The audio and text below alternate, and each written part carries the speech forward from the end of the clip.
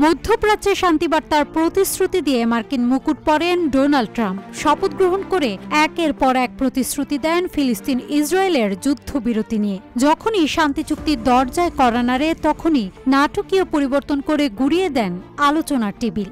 বারবার নেতানিয়াহুকে উস্কে দেন হামাসের বিরুদ্ধে। কয়েক সপ্তাহ আগে যুদ্ধবিরতি চূড়ান্তের কথা বললেও আবারও নাটকীয় নেতিবাচক বক্তব্য দিয়ে দখলদারদের উস্কে দেয় ট্রাম্প। ট্রাম্প কি আসলে শান্তি চায় নাকি ভিন্ন কিছু? এমন প্রশ্নই এখন সিটিজেনদের মনে। অবরুদ্ধ ও যুদ্ধবিধ্বস্ত গাজায় ইসরায়েলের সামরিক অভিযান আরও জোরদার করার আহ্বান জানিয়েছেন যুক্তরাষ্ট্রের president Donald Trump. 25 July Scotland সফরে রওনা হওয়ার আগে সাংবাদিকদের তিনি বলেন, finish the job they want to die. RICL TMX, যুগের পর যুগ স্থাপনা থাকে মজবুত।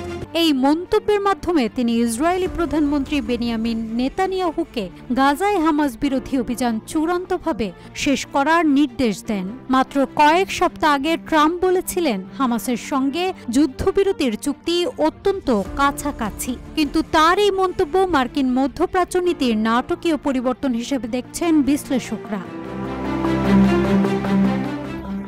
দখলদার ইসরায়েলকে গাজার স্বাধীনতাকামী সংগঠন হামাসের বিরুদ্ধে উস্কানি দিয়ে দখলদার নেতানিয়াহুর উদ্দেশ্যে ট্রাম্প বলেন, হামাস আলোচনায় বসতে চায় না, তারা মরতে চায়, কাজটা শেষ করতেই হবে। এই অবস্থান এমন এক সময় এলো যখন গাজার মানবিক সংকট নিয়ে জাতিসংঘ সহ আন্তর্জাতিক মহলে ব্যাপক উদ্বেগ বিরাজ করছে। জাতিসংঘ গাজাকে জীবন্ত লাশে পরিণত অঞ্চল বলে বর্ণনা করেছে, যেখানে দুর্ভিক্ষ ও ধ্বংসের ভয়াবহ আশঙ্কা উকি দিচ্ছে। তবে মিশর ও কাতার আলোচনার ব্যর্থতাকে অস্বাভাবিক না বলে উল্লেখ করেছেন। মিশরের পররাষ্ট্র মন্ত্রণালয় জানিয়েছে তারা যুদ্ধবিরতির প্রচেষ্টা চালিয়ে যাবে। ট্রাম্প নেতানিয়াহুর সঙ্গে হতাশাজনক কথোপকথনের ইঙ্গিত দিলেও তা বিস্তারিত ব্যাখ্যা করেননি। তবে এটি বোঝা যাচ্ছে যুদ্ধবিরতির আশার দিনগুলো পেছনে ফেলে গাজায় সামরিক অভিযানের পথে আরও এগোচ্ছে ইসরায়েল, আর ট্রাম্প তা দৃঢ়ভাবে সমর্থন করছে।